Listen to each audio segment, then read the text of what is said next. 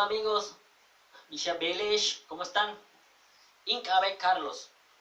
En este show vamos a aprender a presentarnos, ¿sí? Vamos a hacer 4 menciones: nuestro nombre, nuestros apellidos, cuántos años tenemos y dónde vivimos.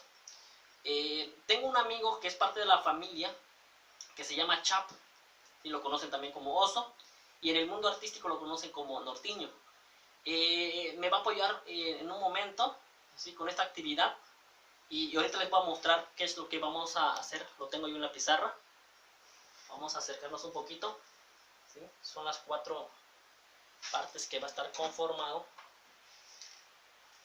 el shop. Ahí está la presentación.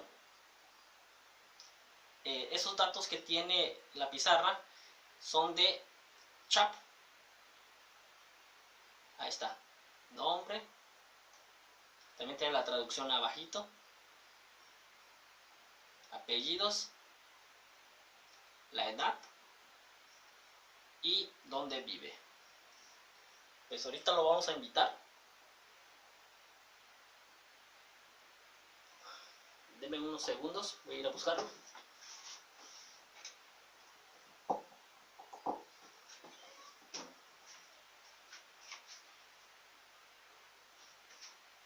Vámonos, señor. Es que tengo nervios.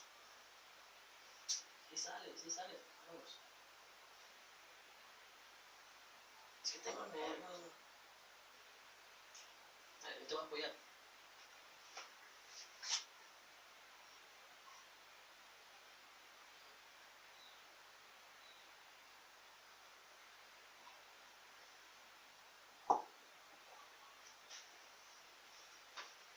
Y con ustedes, chao. Ay, es que tengo nervios. Ay. Muy bien. Hola, chao. El día de hoy vamos a hacer la presentación que estuvimos practicando en la mañana, ¿sí? Así que vamos a ver cómo te sale, ¿va? Pues sí. Primero lo vas a hacer en maya y luego lo vas a ir traduciendo en español, ¿va? Ajá. Va. Incluye. Chao. Mi nombre es Chao. Pinche Valove. Canultinal. Mis apellidos son Canultinal. Yanten. Bolonjabo. Tengo 9 años. Kahanen. Tsibikak Uman. Vivo en Tsibikak Uman. Muchas gracias, lo hiciste muy bien.